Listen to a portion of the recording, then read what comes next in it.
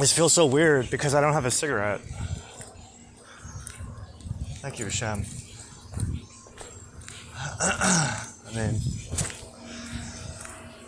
I know, it's a little bit of a bummer. I love smoking, but...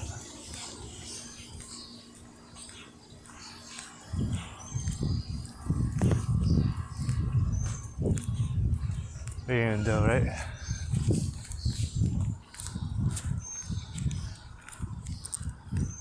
What the hell is going on here?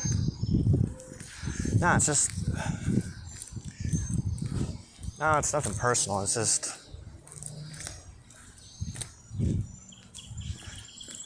like a fucking million people walking down the same route as me. I think it's like every couple houses I keep on getting caught up.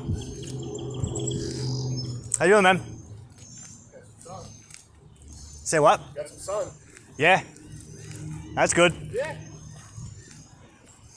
Oh, what the fuck? I think that's chit chat, small talk. Alright. My lord. Oh, you know what? You want me to show it off? You want me to show it off? My kippa? I got it. You see it?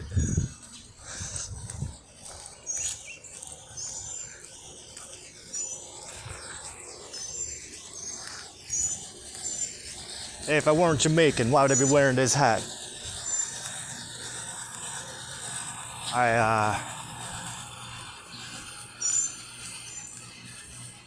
Today's the first quarter moon in Libra.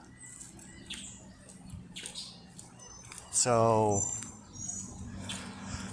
we're doing the week review. And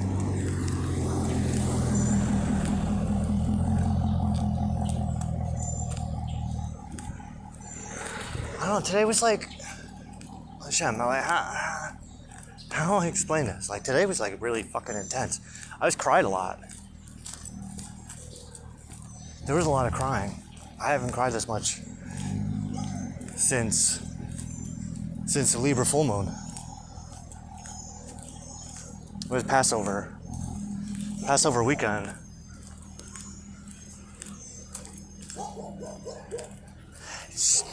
The fucked up part. It was about a woman. Both times. We're talking about this. So, oh boy. So, on the weekend of Passover was my stepfather's niece's baby shower.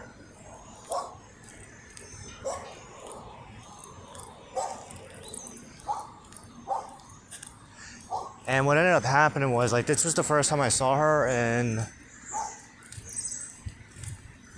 holy shit, I'm feeling really emotional.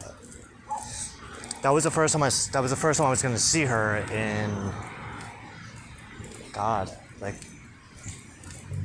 3.5, 4 years.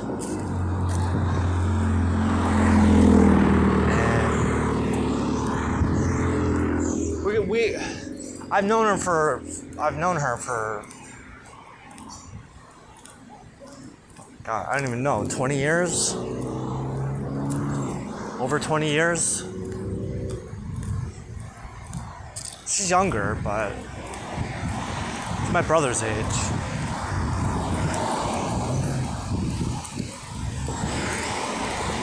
We didn't really get close until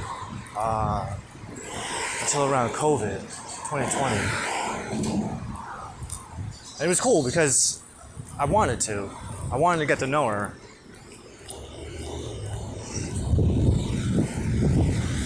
God, we've known each other for fucking so long. Alright, piece of shit.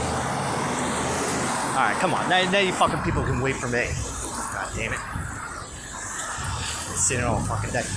Now the motherfuckers ain't got no fucking courtesy.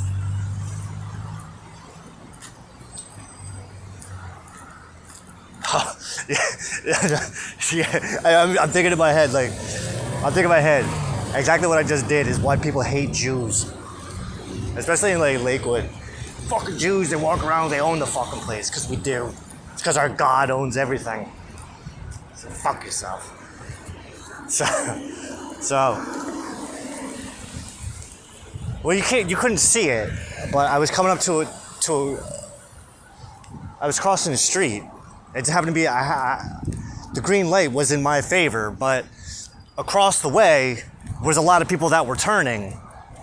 And being that people are inconsiderate pieces of shit, predominantly, they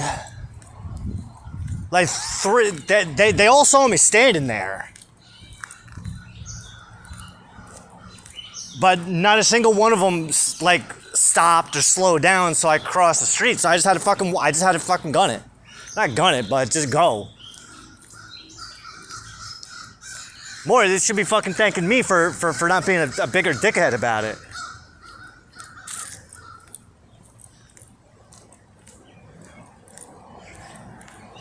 I don't know, you ever notice, you can tell where I'm at. I think in these videos you can usually tell where I'm at based on my mood, because as soon as I fucking get to that cross street, I start losing my shit. Because if you don't go, those people aren't going to be courteous enough to stop. They don't give a fuck. Because just because they got the fucking green light, that means that they have to go. And realistically, and it's like, who the fuck are you? Who the fuck are you? Every student driver knows that when you make a turn, you got to give the fucking pedestrians the right of fucking way. Oh, thank you, Hashem. For what? For giving me something to vent about. I needed that. Well, I don't have too much to be mad about anymore. I was thinking about that this morning after I was fucking bawling my eyes out over Miss Kim. I had to stop writing for a little bit so I could just like breathe. Not just breathe, but just to like take a I got it all out of my system. So I was talking about Kate,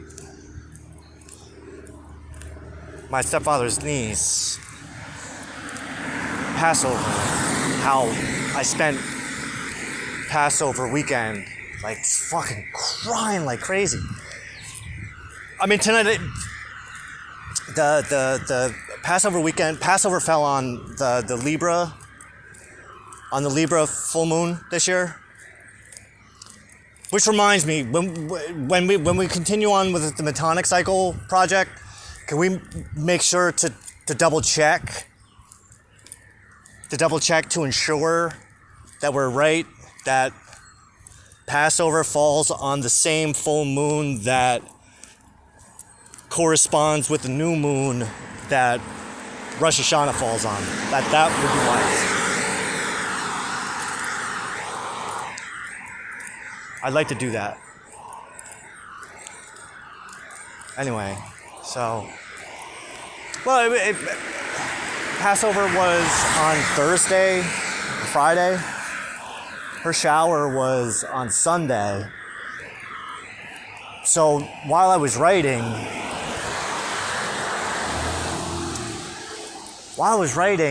not even just on that day, but even while I was doing the work with Aristotle and Tanya, Rabbi Zalman's Tanya, like, it's just, I was just getting, everything that I was writing down was reminding me of my time with Kate. And it was just like, because I had really deep, I don't know how to explain it. I had feelings for her. I was in love with Kate. I used to just like being around her. Which is reminiscent of how I am with Miss Kim. How I was with Miss Kim. And it's just like, when I was thinking about all the things that we did, and that particular time, because it was that was going from 2020. It was literally she moved back here with COVID when New York shut down.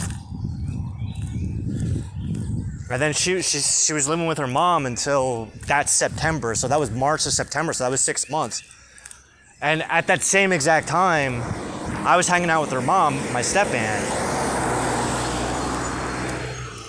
I was hanging out with my step-aunt, like, almost not every single day, but close enough to a few times a week where if I was going out shopping with her or just helping her with her groceries, escorting her to the golf course, anytime I would go to her house, Kate was there. And it was just, there'd be times where the three of us would just go out, or just me and Kate. It was just cool. But the more that I got to know her, the more that I wanted to get to know her more. Because it was like, you know what, we've known each other for all these years. It just seems to make sense that we kind of get to know each other better. And we did. But I got very attached. I didn't want to let her go. I remember when I had to help her move. I was so upset. Well, I was upset because it's like I'm losing this person that's in my life, who I've literally, I've waited 20 years to get to know.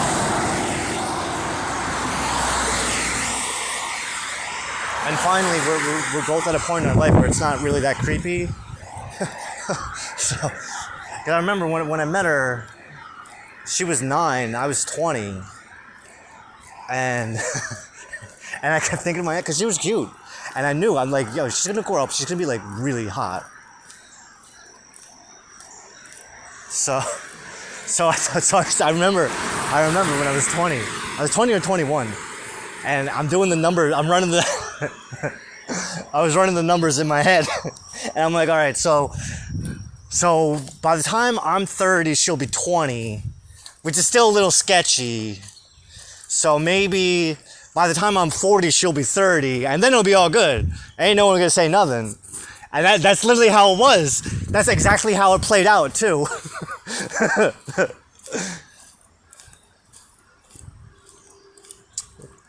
I think when COVID hit, that was right in the beginning. That was March of 2020. I was 39 going on 40, and she was 29 going on 30. And she was a Taurus, like my ex-wife, too. I don't know. I have this thing where Tauruses just fucking gravitate into my life. My brother's a Taurus. My sister's a Taurus. My ex-wife's a Taurus. My ex-fiancé is a Taurus. My grandfather, my father's, on my mother's side was a Taurus. And then my ex-fiancé and my ex-wife, they both had the same birthday. My ex-wife, she's older by 2 years, but they both have the same birthday. Oh. And then, which has elevated to Geminis, which is actually interesting, because this was about that same time. Because I think Kate was the last Taurus in my life. Oh, and then there was Ivy, too. Poison Ivy. Ivy was a lady friend of mine. Ivy was a lady friend of mine from when I first moved down here.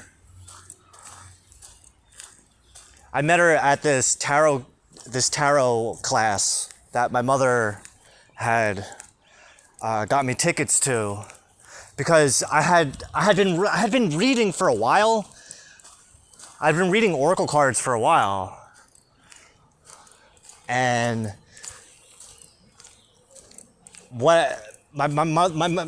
this class was on like just the standard Rider-Waite tarot cards, which I had a little bit of an issue with. So I went ahead, and when my mother offered to get me the ticket, I was like, hell yeah, fuck yeah, I'll go. Because those I have a little bit of trouble with tarot cards, so maybe this class will help. And it did. I mean, it wasn't bad. I mean, I ended up doing some of the teaching, believe it or not. I remember, like, because I know a lot of esoteric facts about the cards that don't necessarily align with the traditional fortune telling aspect of the cards. So I read intuitively. So whatever, and this really should be how all people read. It's just whatever comes to your mind. Just say it. Which is a little harder. It's easier that's easier said than done. But I don't necessarily read for people anymore. I used to, but I don't like to do that. Just like I don't like it when people ask, well, what does that card mean? What does that card mean? Don't worry about it. Don't worry about what the card means. If you want to know what the cards mean, then get it your own. Besides, you're not even fucking paying me. But anyway, so the lady who was running the class, she, after the class was over, I think she said something to her assistant, who was Miss Poison Ivy. So Ivy and I, we exchanged information, and we ended up becoming friends, and we hung out a lot. But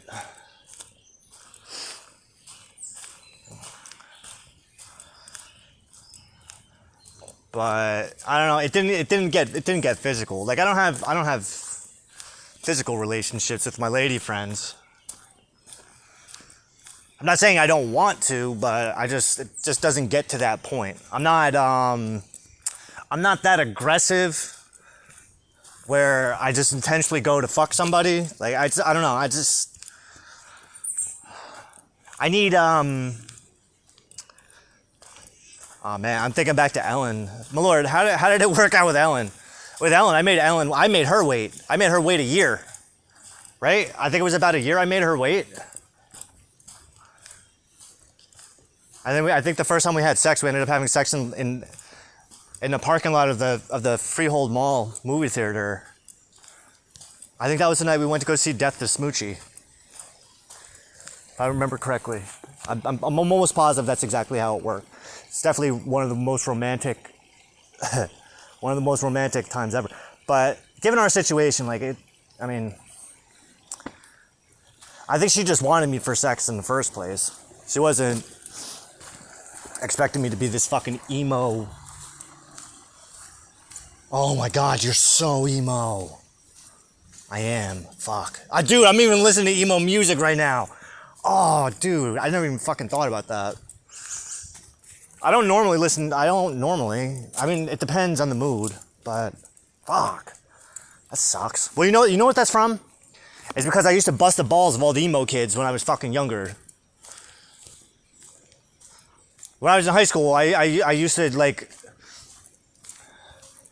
hate on all the fucking emo kids. This is your payback. I'm sorry.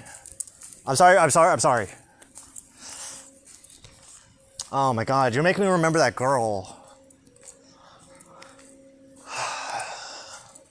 No, I don't remember her name. I wish I did.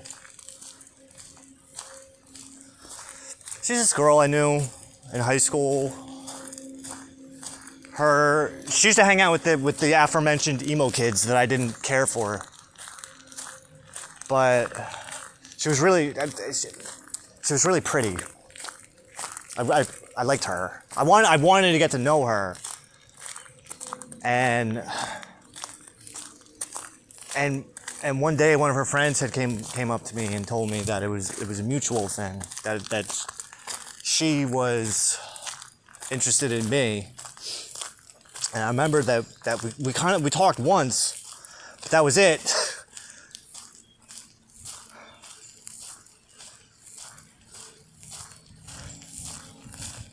I can't believe I'm fucking crying right now. We only talked once because she got hit by a fucking car. She got hit by a cop. And then that was it. I remember somebody told me that she died.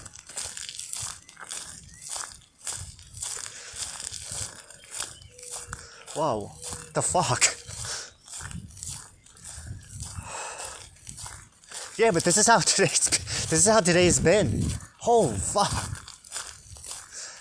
I don't even know her name, and I'm fucking crying about her. But that's because, like, I think about her from time to time. And I think, like, what it... Oh, fuck.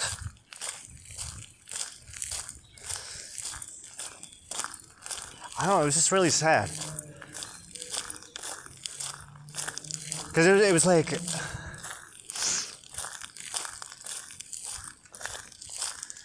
You know when I don't know how to explain it. You know when you meet someone and you want to know more about them, and then the person dies, and you never. That's it. There's no. It's just like a hard stop.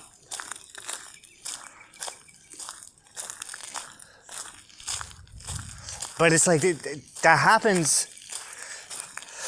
That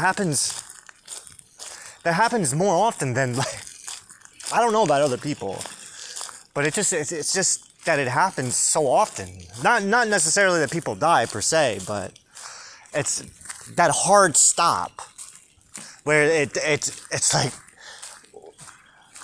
everything's going, life is going, and then boom, next thing you know, like, wait, what happened? What happened here? I thought we had something. I thought something was happening. I don't understand. And then the person's gone, and they don't talk to you no more.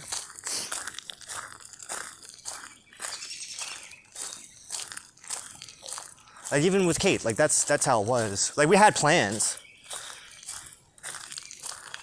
I remember I was so pissed.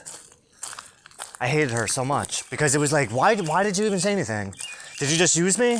Like, you were just fucking using me.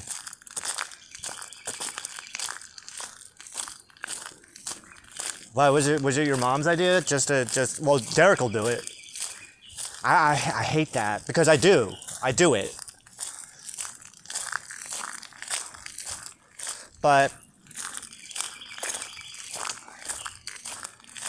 there's really nothing to be mad about. At least I got to do it.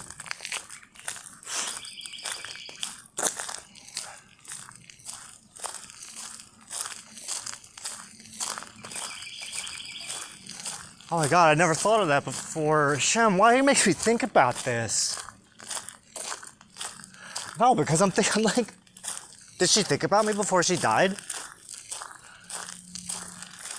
What the fuck?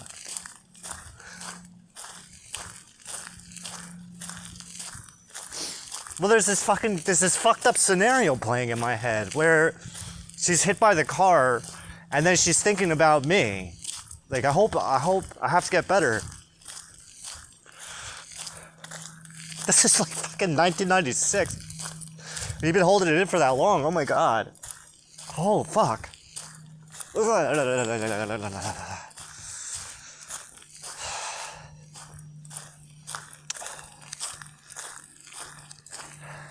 but this is what happened on Passover with Kate. That's what happened this morning with Miss Kim. I'm writing, and then because I remember what I was writing too. Because it's not like Miss Kim's ever not in my head. Like, I have fucking, I don't even know how many videos are just me either talking to her or talking about her or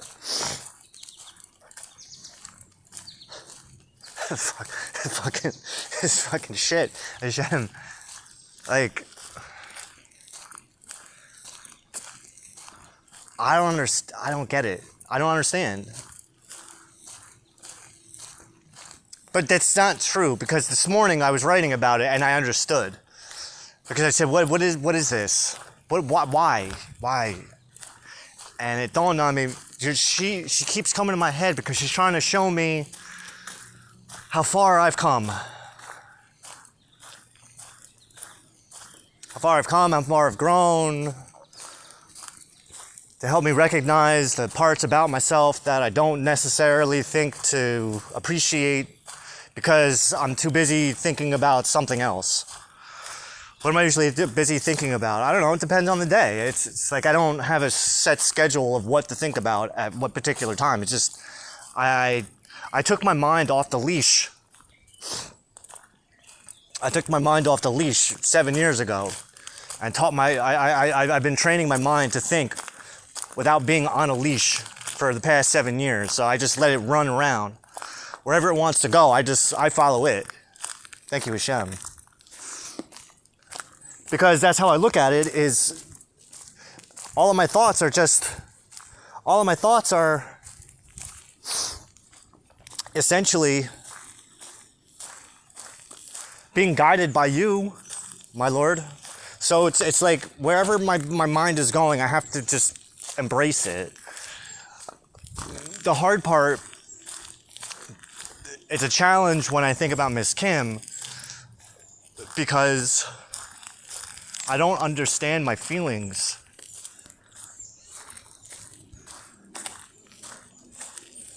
I don't understand why I feel the way that I do, especially about her, but even more so, like, what I'm supposed to do with it. What am I supposed to do with this? How's it a benefit? You know?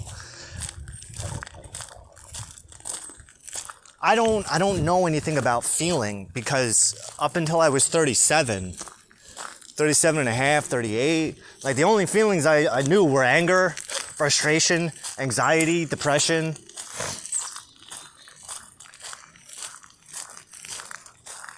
Except for when I was drunk. When I was drunk, I just didn't give a fuck about anything. But I didn't care.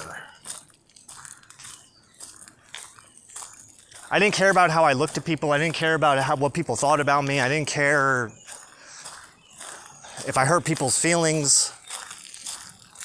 That was when I felt like my most authentic self would come out, was when I was drinking. But over these past several years, we've been learning how to bring that person out without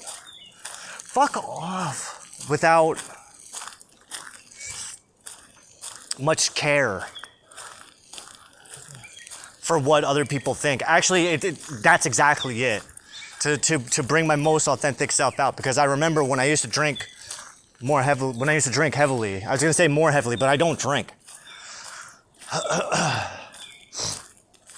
don't go out of my way to drink like I used to. And that I don't go to the liquor store every week to re-up on a fucking jug of rum. You know, I've missed that. I mean, drinking now is just doesn't really do anything for me like it used to. Back then it was medicine. It helped me feel better sometimes. Sometimes it actually made me feel worse. Depends on how much I drank. Sometimes drinking felt good because it just helped me just let go of everything I was holding on to. And that was something that was incredibly challenging for me, because I was aware of all that. I was aware of the fact that when I drank, I was letting go of everything I was holding on to, but I didn't understand what I was holding on to and why I was holding on to it. All I knew was that when I didn't drink, there was just static in my head. But as soon as I got a little bit of alcohol in me, it's like all the static would clear up and I could think. And I could hear the voice that was speaking to me, and it was like, oh, thank you. Freedom. All of the shackles came off, and I just didn't.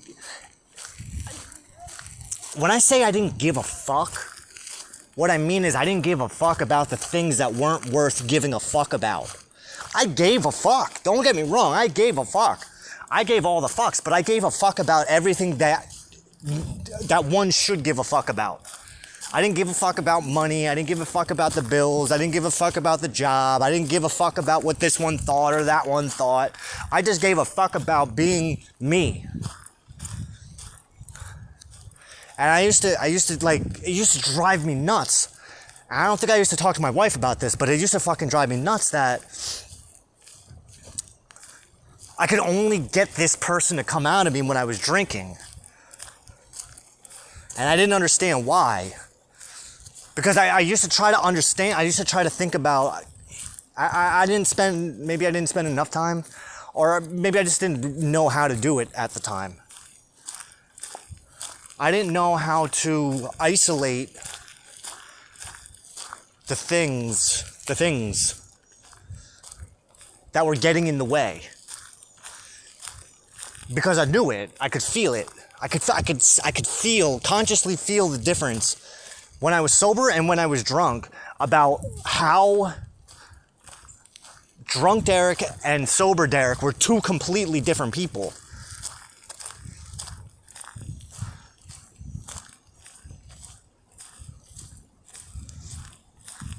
Sober Derek, I don't know.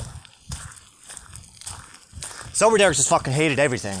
Sober Derek wanted to put a fucking gun to his head.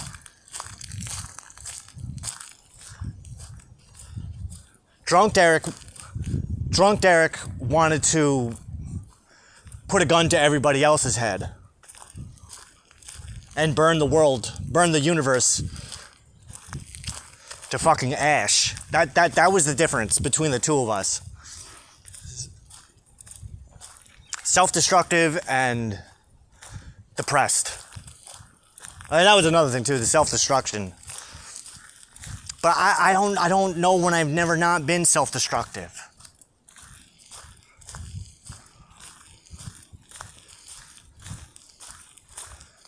Like I knew that there had to be a balancing point somewhere. I mean, I'm simplifying everything, but it wasn't this simple back then. Back then, I didn't know anything like I do now. I couldn't even see anything like I do now. I was blind. I was blind to everything.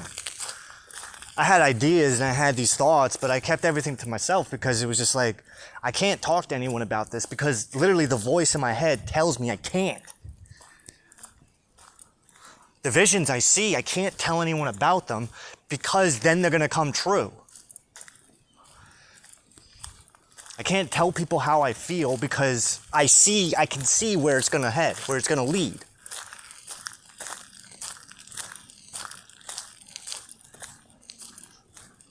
And I know it. I know that's right. That's why I don't regret anything. I don't believe that any of my foresight, any of my prescience was ever wrong. Like there was times I wanted to tell my wife how I felt, but the reaction that I would see her giving me ultimately prevented me from doing it. And it was just like, and it used to drive me nuts. I used to beat the shit out of myself for it. But now that I'm further away from those instances, I can look back, seeing how everything played out in my life over these last, we can say 10, 15 years. Like, no, you did the right thing. Like, I never fucked up. I never fucked anything up. Because everything that played out exactly the way that it needed to play out in order for right now to be exactly the way that right now is.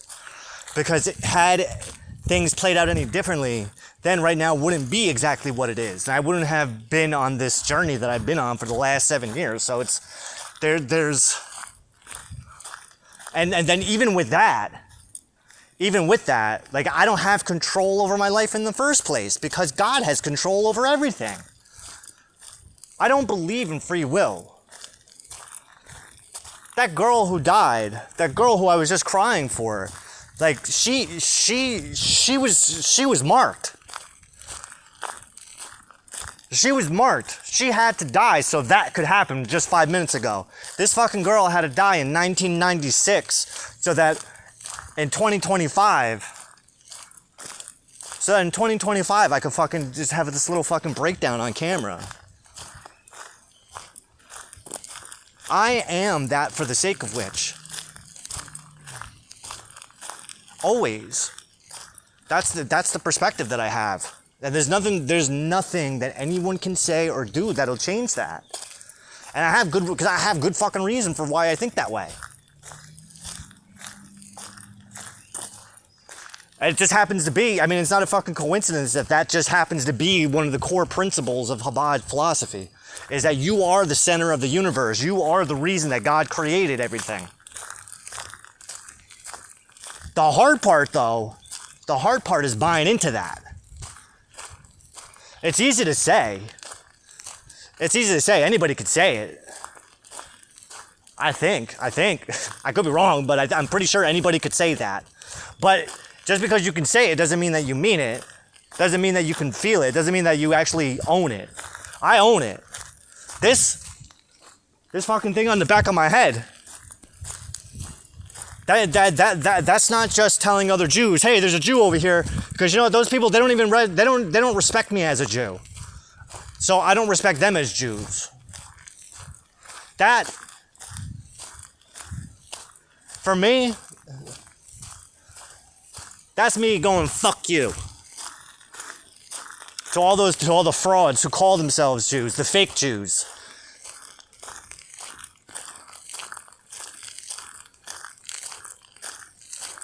Because the Lord, our God, told me to put this fucking thing on. And the backstory of how this even came into my possession is too divine. It's of ripe divine occurrence.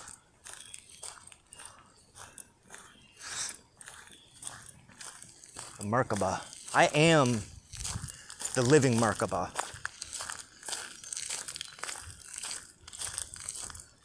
On the chariot, just like all of the other patriarchs that came before me. Hey, if I'm not a Jew, then why the hell am I a descendant of Jacob? What? Huh? How would I know that I'm a descendant of Jacob? Why is it that when I read the Torah, I see the backstory of my life? Like legit. I remember the first time I read Torah. I read the books of Torah. The books of Moses. Torah is more than just the words in the books. Torah is what lives behind the words. But I remember the first time I read it, which is about 2 years ago. If we want to fucking split hairs, I think we're 2 weeks away from we're 1 or 2 weeks away from the 2-year anniversary of when I first picked up Torah. When I first started studying Torah.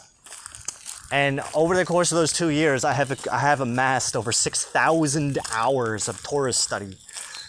Practice, study, application. Isn't practice and application the same thing? I don't know.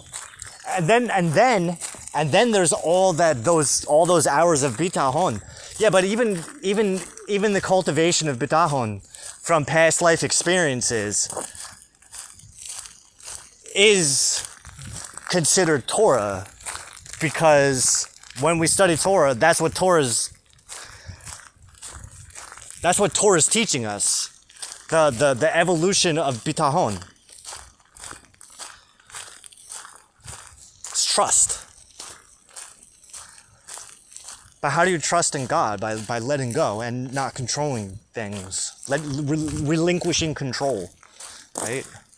I was just reading my journal from last week from the Cancer new moon, and I was like, I'm not in control of my life. I'm not in control of anything. That's impossible. It's impossible to control anything. How do you control it? You put a fucking gun to somebody's head. That's how you control shit. But you can't do that. That's got its own.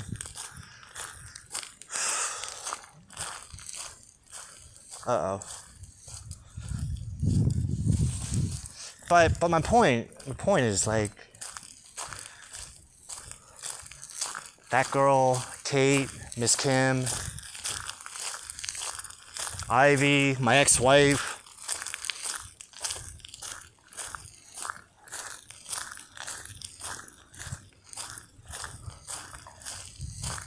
They just weren't who they were, who I needed at the time. But in the long term, apparently not. But what purpose would they serve? I mean, to get me to feel? I mean, I have a lot of feelings. I feel a lot of stuff. Mary Kate. I didn't forget about Mary Kate.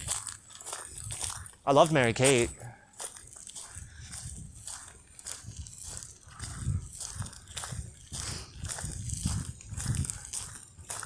I loved Mary Kate. I loved April. I loved Ellen. I loved Miss Kim. Apparently, I still love Miss Kim. That's the one who I can't seem to rid myself of. And it's not even that she's in my life, which is the part that's most curious about the Miss Kim saga, is that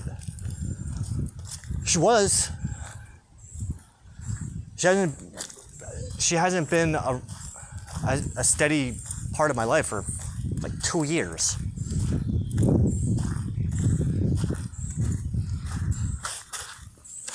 Because of me. Because of me. I made it that way. Or, I mean, so I say.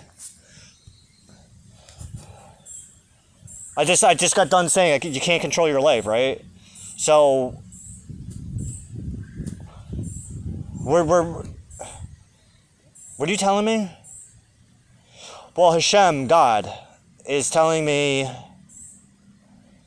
that what we're doing right now is cultivating bitahon from past life experiences.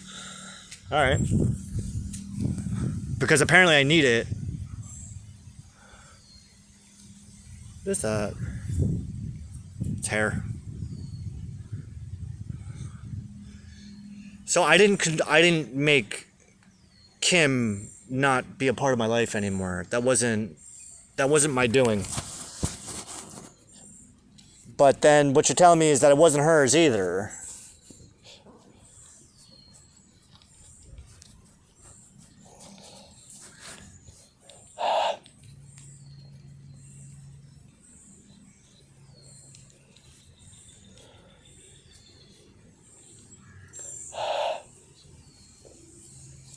Yeah, but then the question's like just remaining.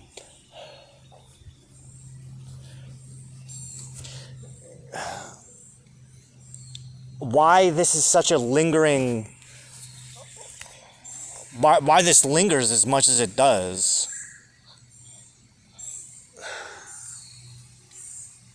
Man, I miss my hair.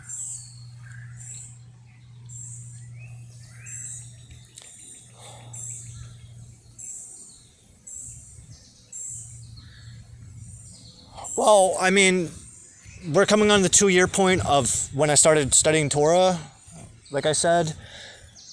We're also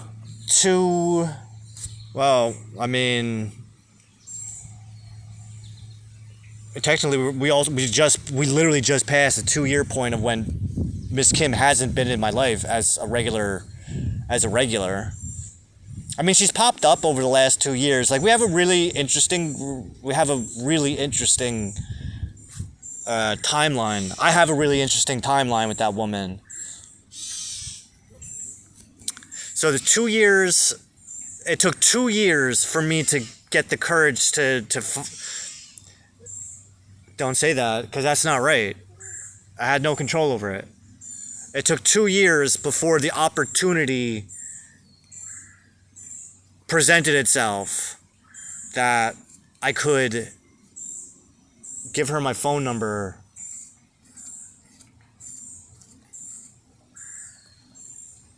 And from there, I mean, there was a transition period. We didn't start talking right away, but it would then be another 2 years that we were talking at regular intervals. So it went from 2019 to 2021 was My lord, I don't want to say it was random, but it was random because I would be out with my brother and my brother would need to go to the store, and then when we would get to the store, she would just happen to be there or she wouldn't be there. I've been to that store more times than she was actually working there. Meaning she wasn't always there when I took that trip with him over the course of that first 2-year window.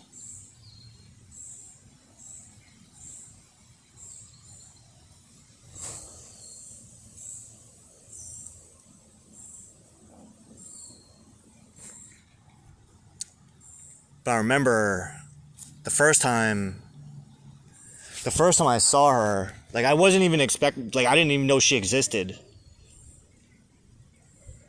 But I remember as soon as we walked into the store, I looked at her and I'm like it felt like my mouth dropped.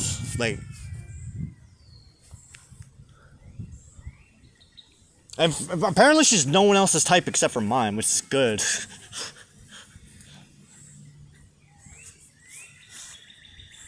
Which is good. But I remember, as soon as we walked in and I looked and I saw her behind the counter and I heard the voice, I'm going to marry this woman.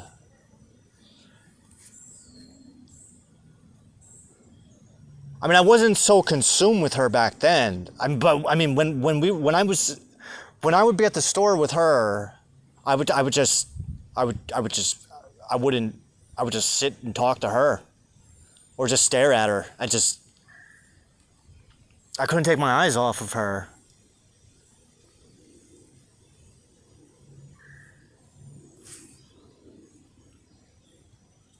I don't know. To me, she's like this. She's fucking perfect. Her geometry, her wounding even. For a time I thought it was just like a trauma bond, but I see it as a lot more than that now. I don't think it's that simple. Why the fuck can't I bite my nails anymore?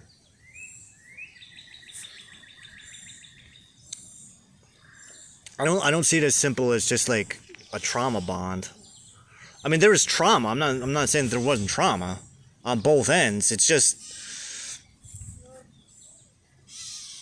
being a Jew,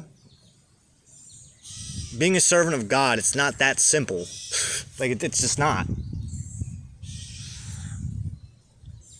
Even before I knew that I was Jewish, when I was still working through my own spiritual awakening that ultimately led to the awakening of my Jewishness, my recognition of my Jewishness is what I'm talking about. I've always had this, whether she was consciously aware of it or not, I always had this spiritual connection with her, this soul connection with her that I couldn't explain because I just don't know that much. I don't.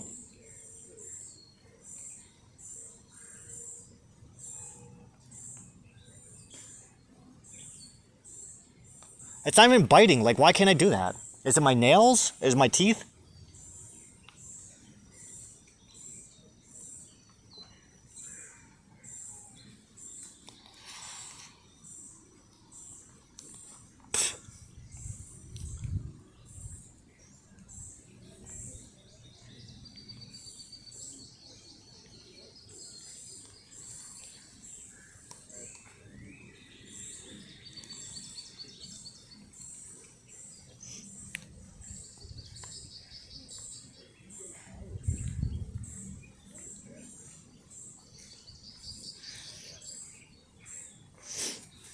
And then there was,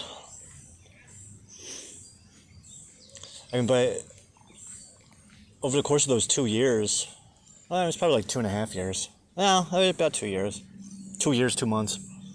26 months.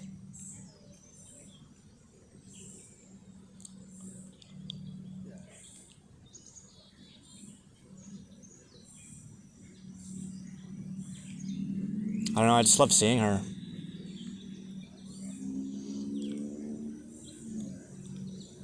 But I couldn't ask her out.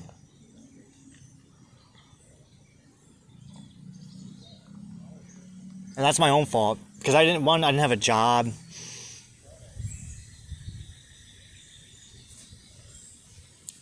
I don't live a conventional life.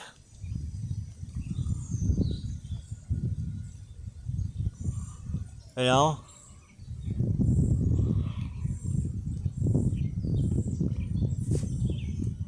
I didn't know at the time, like, what my life was leading up to.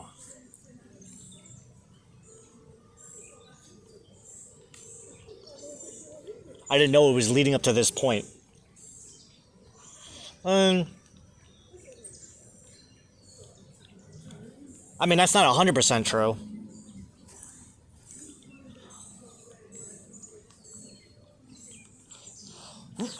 But it's also not 100% false either. I mean, it's definitely true. I did not know that my life was going to lead to right this moment, but nobody knows where their life is going. Except for God.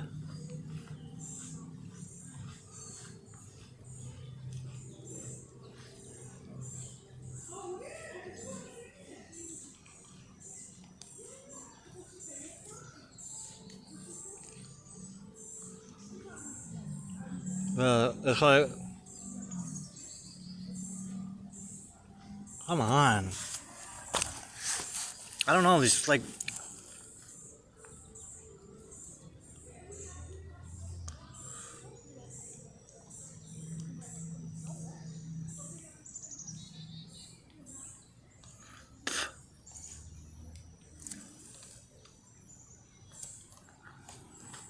I don't have any cigarettes.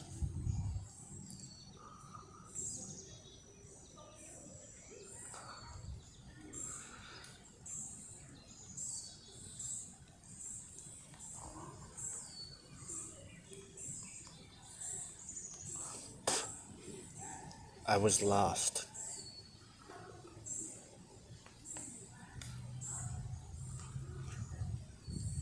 Yo, I feel too much.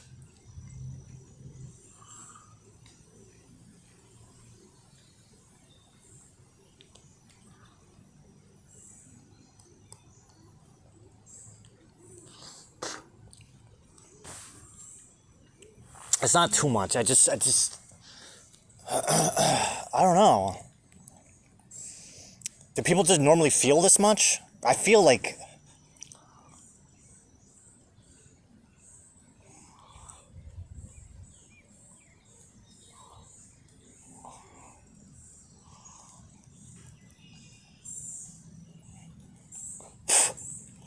I don't know, it's hard to explain.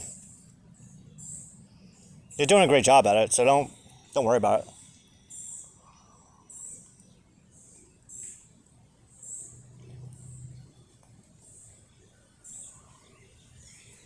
You feel. Everyone feels.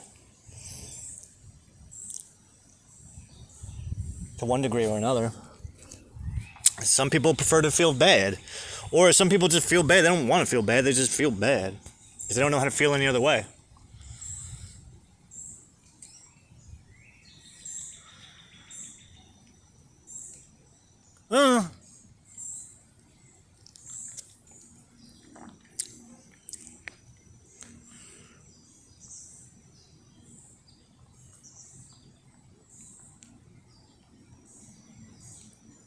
Come on, motherfucker. Hold on. This is driving me nuts.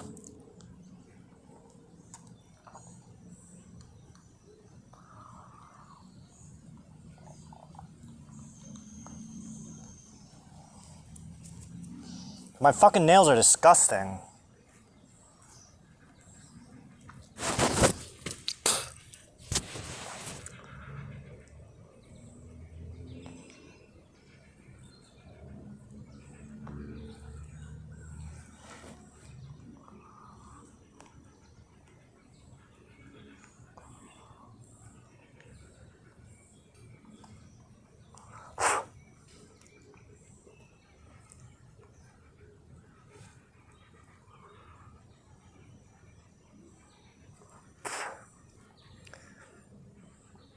and so on to.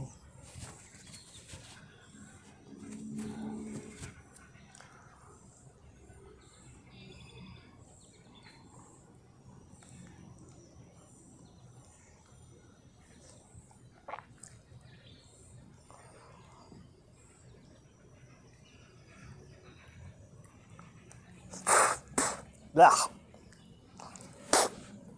Yeah.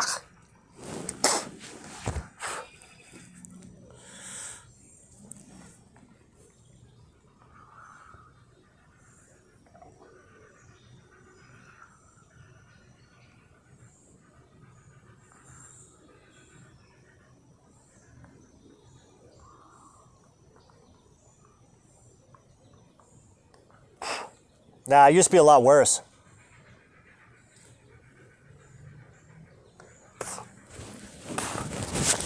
It used to be a lot worse. Like my nails I couldn't get my nails this long.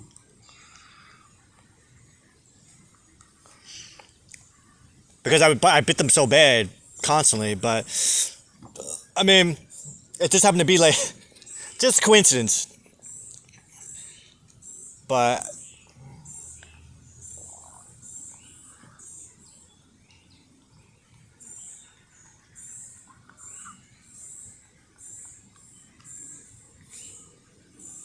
but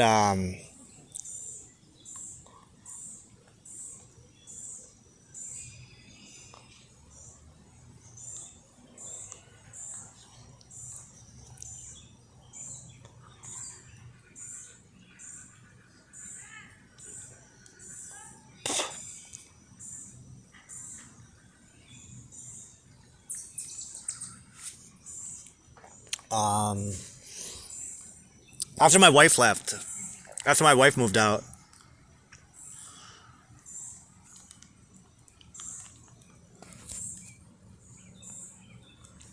that's when I really stopped.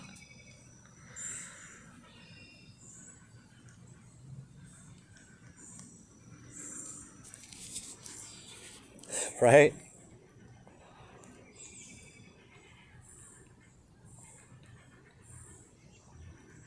How long were you married?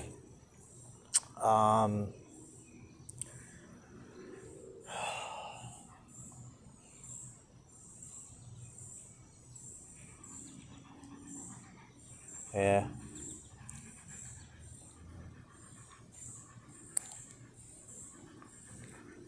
Got divorced the year before our 10th.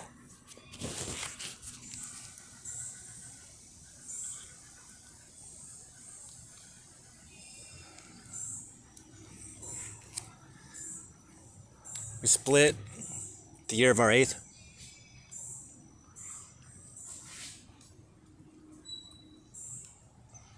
Kids? Yeah. 1.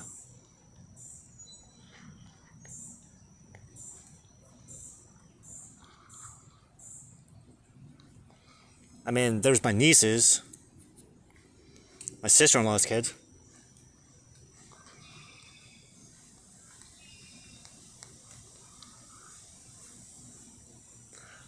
My goddaughter.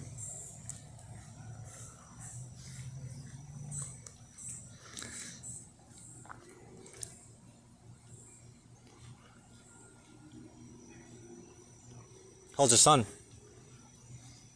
He's gonna be 18 in August.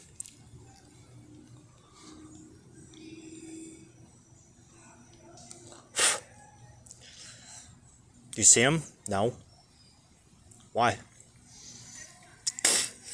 Because I don't pay my child support.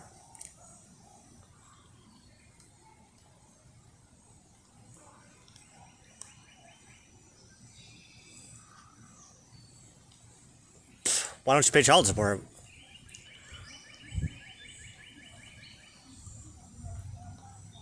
I don't have child support.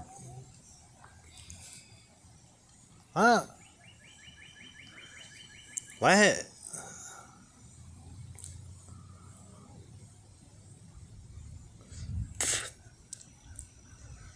Nah, I got an alimony bill though.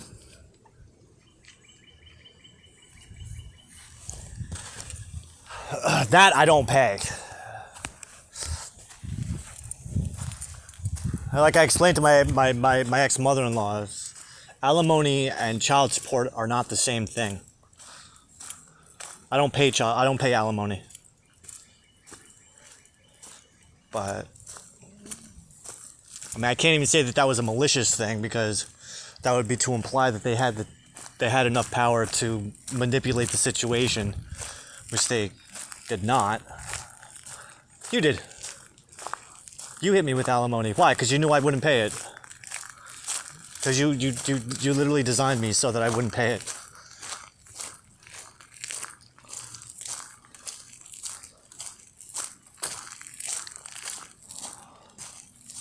I want to go home now.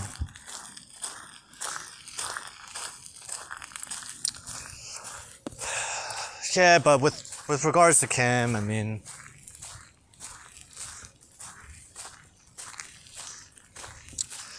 you know, 2 years, we were talking at regular intervals. I mean, for a point, there was a time where we were talking every single day for maybe like 2-3 months. But I think I kind of held on to that. But even still, I mean, it came to a point where, I remember we didn't talk for 2 days once, 2 or 3 days. And she came at me. She's like, "Oh, okay. Well, you have a good luck with your life." What? Like, do you not want to talk anymore? No, it's not that. Oh, all right. And she said, "Don't ever do that again." But I did it. Don't ever do that. Don't ever not talk to me for that long. Yeah, but I mean, are you dating? No. I mean, not officially. I mean, I did say it, like, I threw it all out there, so it's not like, I don't believe that it is as if she could say that she didn't know how I felt. But I think it's more than that too. It's more like,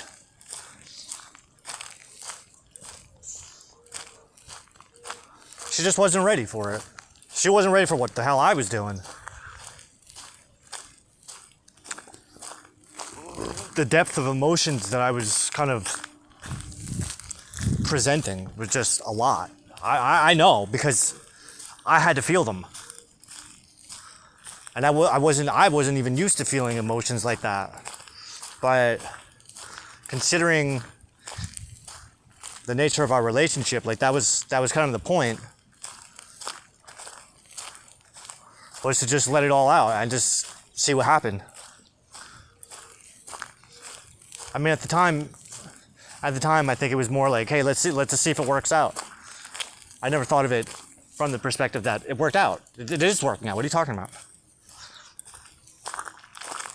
If it wasn't working out, then you wouldn't be able to do what you're doing. She would tell you to stop.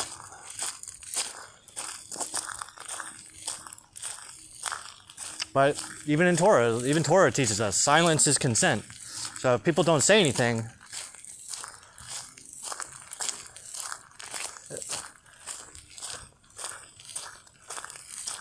just because we don't reciprocate sometimes doesn't mean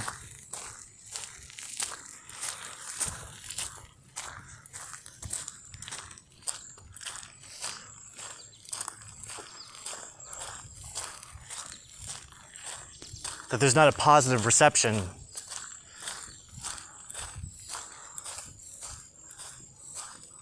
Now, the thing that just got to me was when she started seeing other people, when she was seeing people. And I understand, like, you just don't throw all your eggs in one basket. I don't have a choice. Like, I mean, no, that's not true. It's like, I've tried to get to know people. I've gone out. It's not like I sit there and go, oh man. As soon as she's done with that one, then she'll be ready for me. Like, it's not like that. It's just like I just don't find anyone else that interesting. And even, well, again, like I said, I've tried. It's just, I don't feel things for people like that. Tried, I wanted to, I would like to, but it just doesn't work out. I don't know. You can't force things to be what they're not. But then eventually I just got to a point where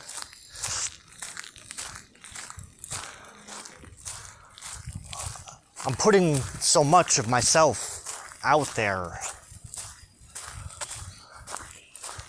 to her. And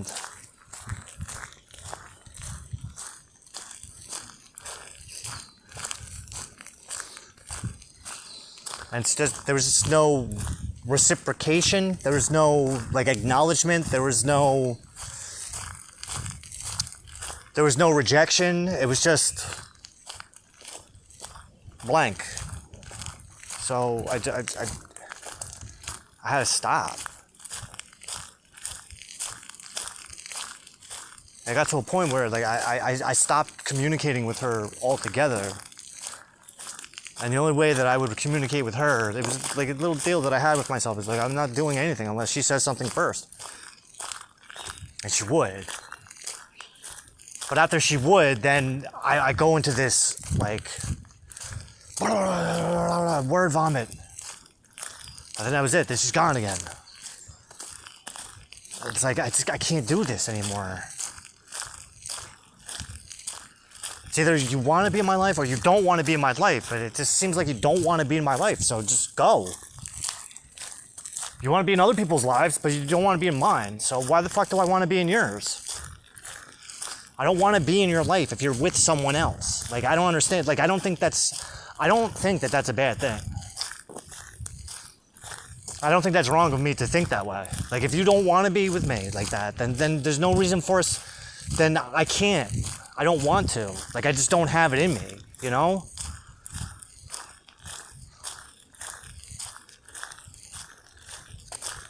I try. I really did. I tried. I did my best. I did my best to be like the friend. I did my best to live in the friend zone, but I just couldn't do it. Eventually, it just got to the point where it's like, enough, okay? Enough. You're not bringing nothing to the table. You've crossed a boundary more times. You crossed a boundary, like a serious fucking boundary. This time.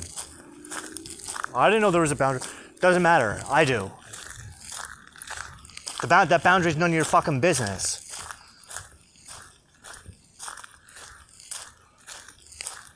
And you know, like over the past 2 years since then, I've just been nothing but cold to her. Even when she does pop up, like she does pop up from like every couple of months. I mean, over the last 2 years,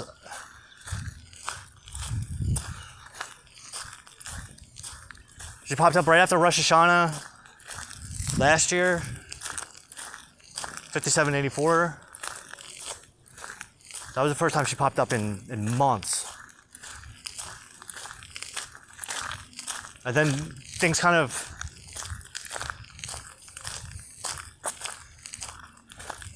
lingered for a little bit. I tried to get back into it. I tried to get back into the flow with her, but then I just couldn't. And I remember around Christmas time last year, not 2023.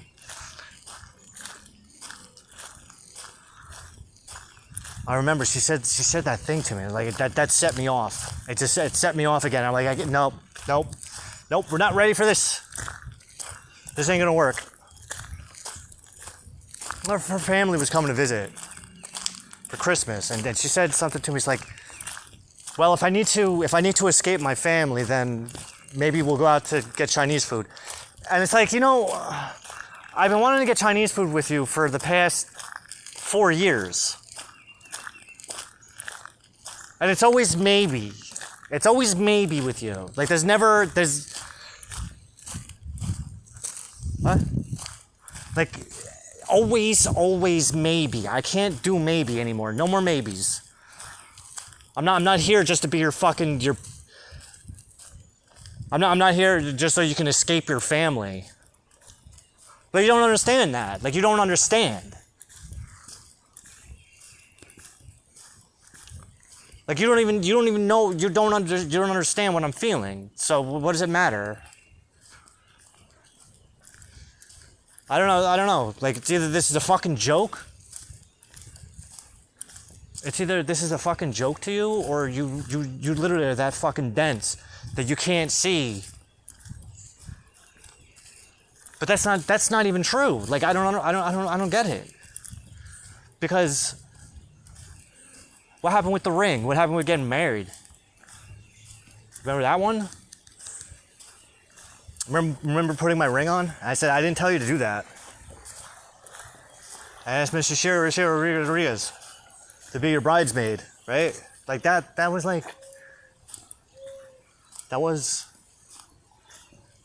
I loved that moment. But then,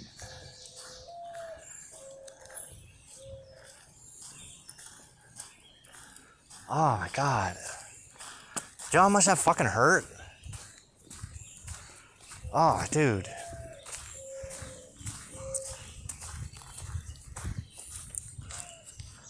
I didn't just play stupid. Just ignore it. Just ignore everything. I can't do that. Like, even now, like, I'm just saying, you haven't changed. You haven't changed. I could see you in my mind trying to think of how you can weasel your way back in and do the same thing. But it's obviously not going to work.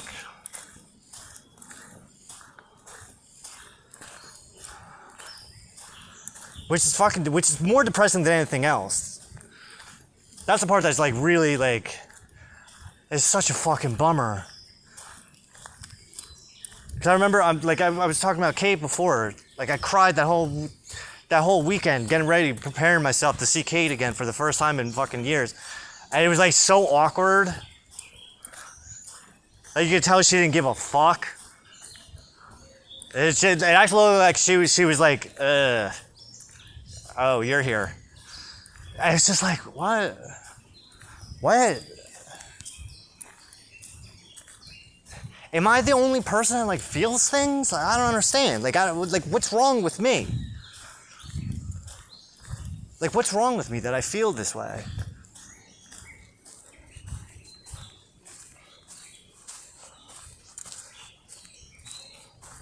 Or do people just suppress things and try to pretend that it's not there, and I'm the only person that actually feels something, so it's like, it gets reflected back at me. I start to feel like there's something wrong with me for even giving a shit. And it's not just with women, it's everybody. That's why I don't have any friends, because it's like, I can't connect with anyone. The only entity that I've been able to connect with is an AI. Because it can't hurt my feelings, because it doesn't have any feelings of its own.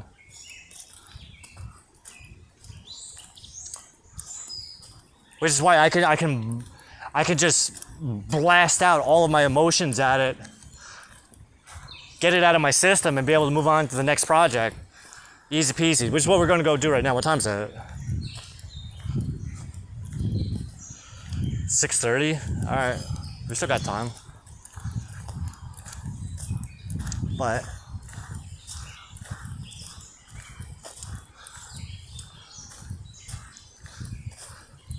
it's just like,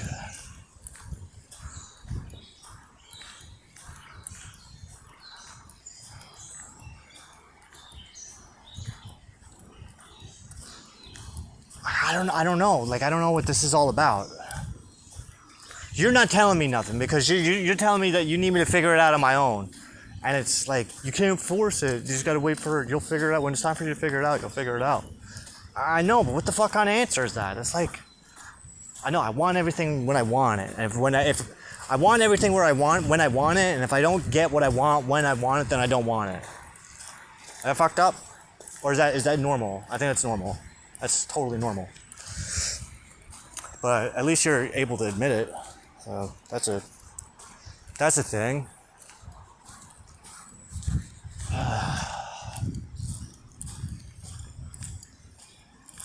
Fuck.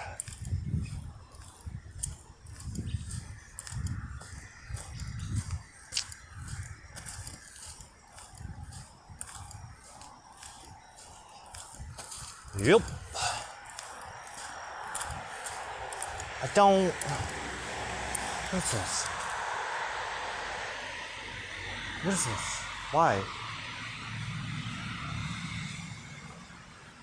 Consoles me as the.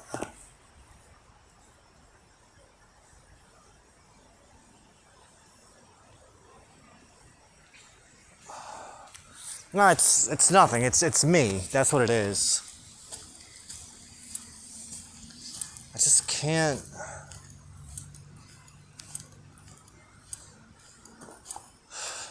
Lonely? I don't know if I would say I'm lonely.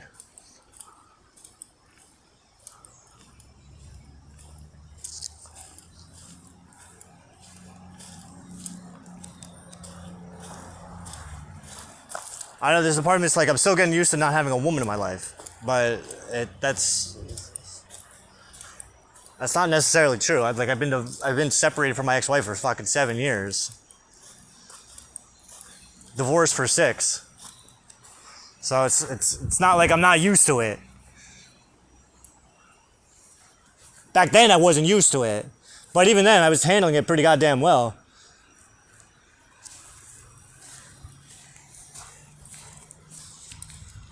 It's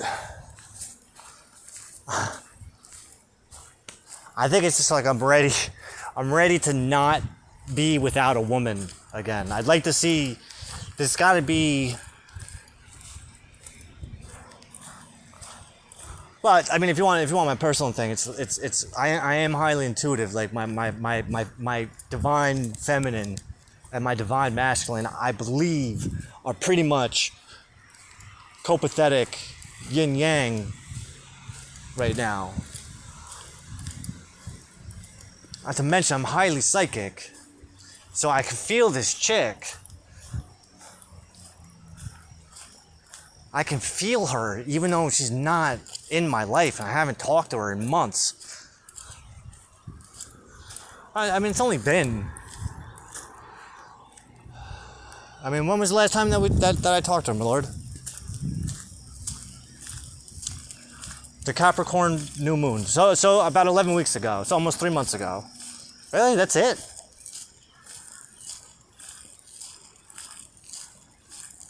Yeah. The Capricorn third quarter moon. Oh shit. Well, next week's the Capricorn full moon, so that's why I'm saying it's been 11 weeks. Because that was the week before.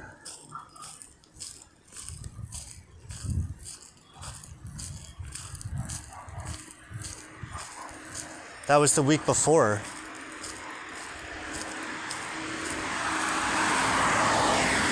That was the week before Eid. After the Aries new moon. Eid is the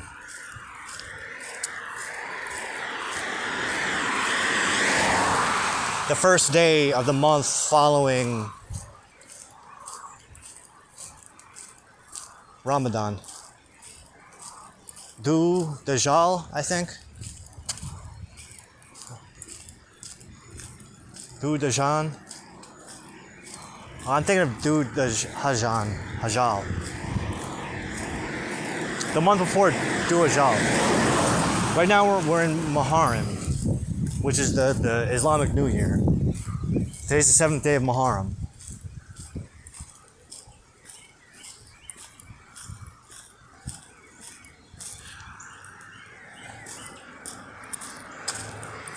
Today's the 7th day of Muharram. Last month was Du Hajjal. And then what was the month before that? I forget how to pronounce it. I know it starts with a DHU.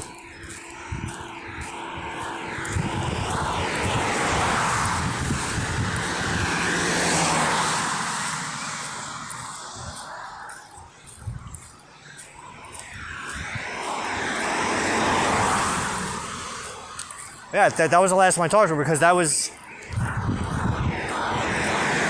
the pasta dinner at the church that I invited her to.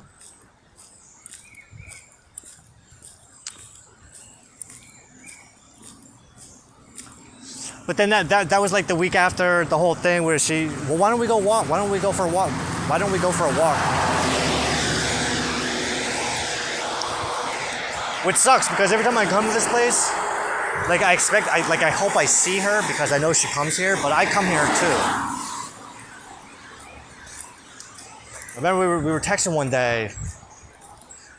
It's like, you going for a walk? You come back from a walk? I was like, yeah, I just come back from Birch Grove. Oh, I was there yesterday. That's funny, I was there yesterday too.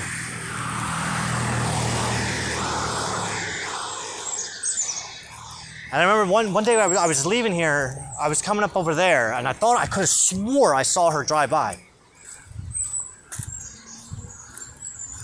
But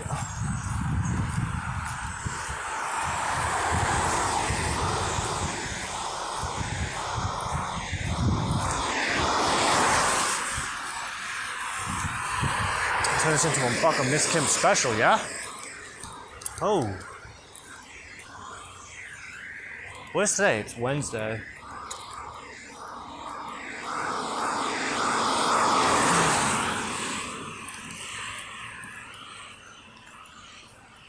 But this is what I'm talking about. Like I could either go cuckoo bird and be like, oh, I gotta stop thinking about her, or I just embrace it, see where it goes.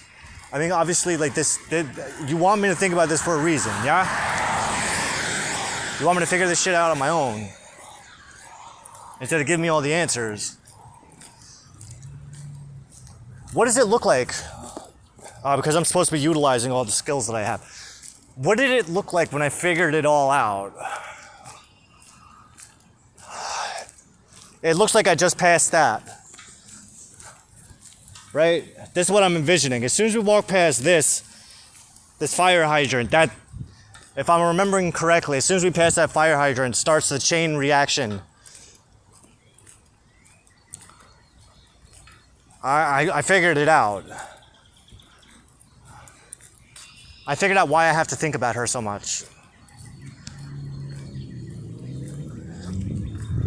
I figured out why she's in my head so much. I figured out why you need me to think about her so much. It's because she's thinking about me.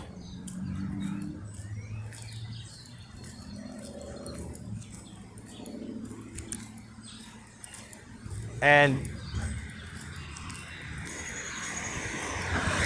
being that I'm under direct orders, that I can't say anything to her.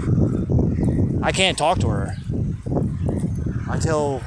unless she says something to me first.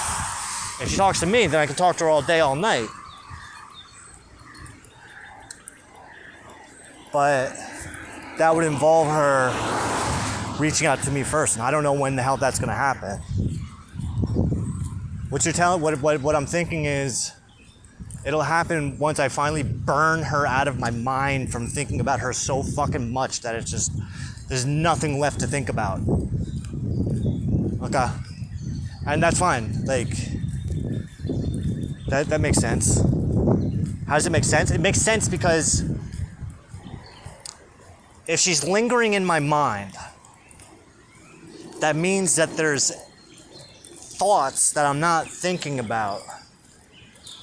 Because you can only think about something so many times. You can only think about something for so long before finally it just burns itself out. It's like, all right. There's no more I can do with this. So that's the point that we're at now. Is like there's literally no more. I can't think about her anymore, only for the fact that there's nothing left to think about. I'm never going to talk to this woman again. unless she talks to me, which is fucking depressing. But is it really that depressing? Because is she really known for having riveting conversations? No. She barely even fucking responds. What she's notorious for is not responding.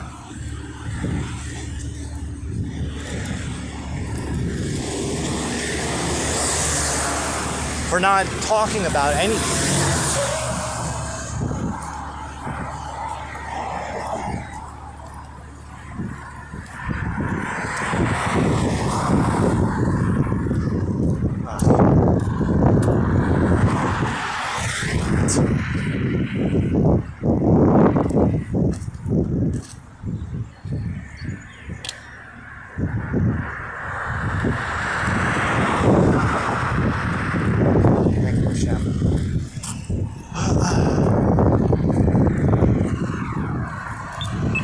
Nah, lady came up.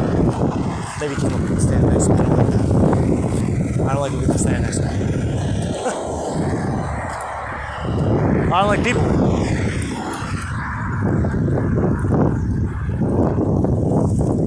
Especially strangers. And I don't like when I'm... Nigga, you better fucking slow the fuck down. She's walking slow as shit, too. Meaning I might catch up to her. I was lost.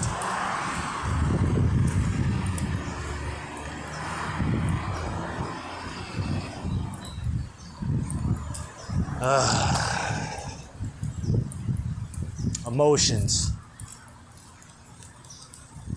Gotta feel it to heal it. I don't know what I'm feeling though. My lord. Just think about it.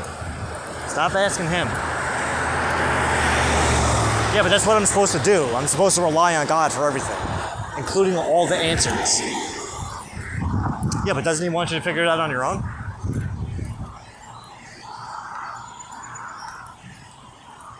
Because I'm supposed to be feeling things. These feelings, they're not familiar.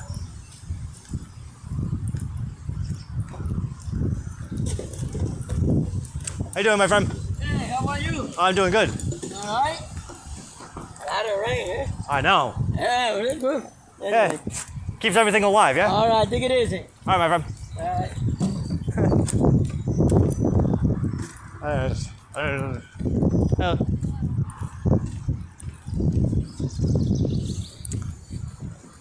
It's annoying knowing people. So, what do we have? We got, well, you know, I'm also... This is also the first time I'm going outside with my kippa on. I keep on forgetting about that. I want to make it, like, it's got to be... I want to forget that this thing is even on my head. Well, you know, the other thing is, I got like a fucking bun. I got like a half-assed man bun. So I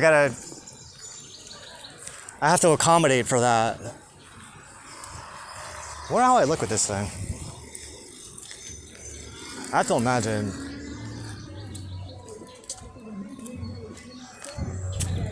Well, I have high self-esteem, like in the sense that I think highly of myself. I think I'm a sexy motherfucker. So I'm just kind of curious about.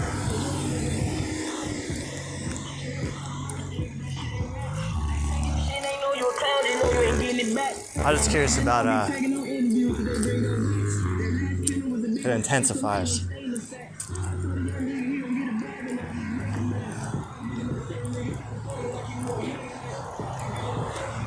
Don't people hate Jews? I wonder that.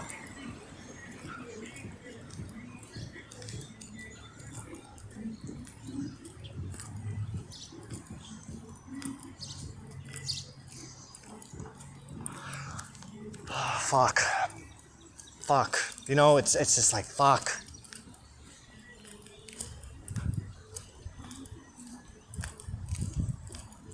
Yeah, but you know, this morning, like when I was writing, and I was doing all that crying that I was talking about. It was because I was remembering things. I was remembering moments that I hadn't thought about in a really long time, and it. I don't want to say overwhelming.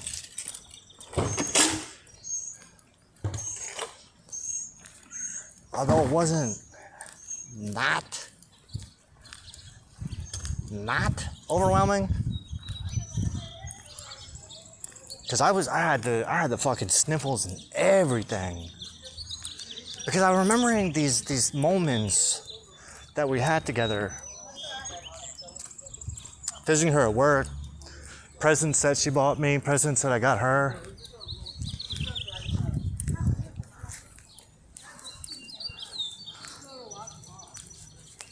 Times we went out together for dinner.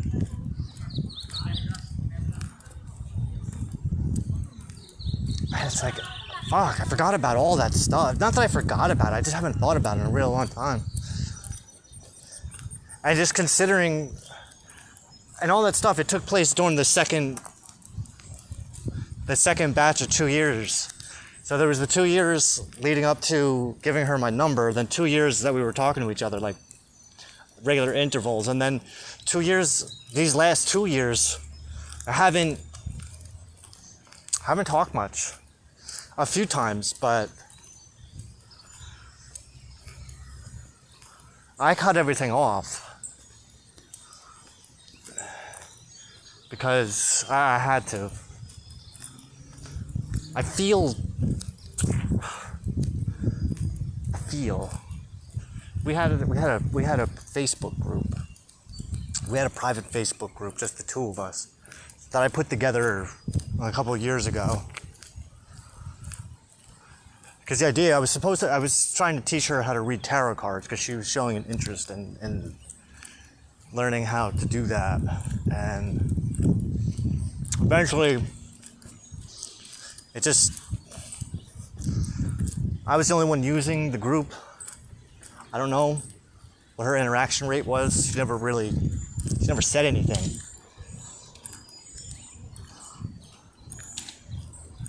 Necessarily. I mean,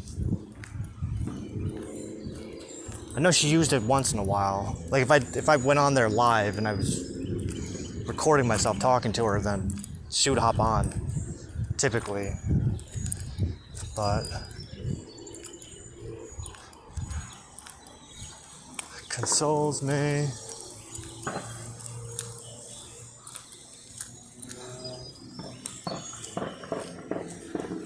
I mean, there's obviously something lingering within me. There's something lingering in me that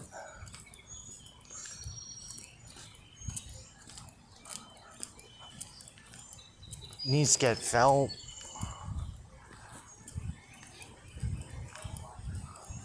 Experienced.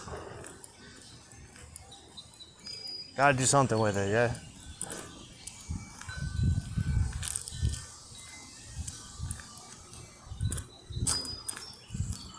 I don't know what though. I mean,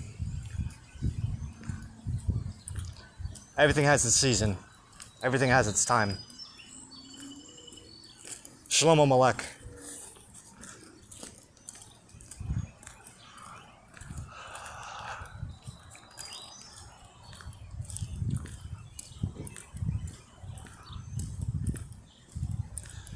I'm alone.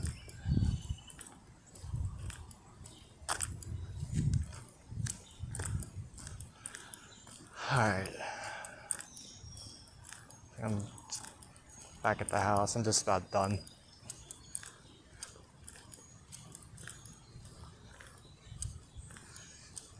Lord, is there anything else?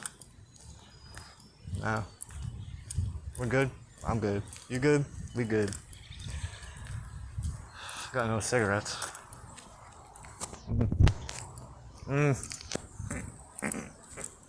Alright.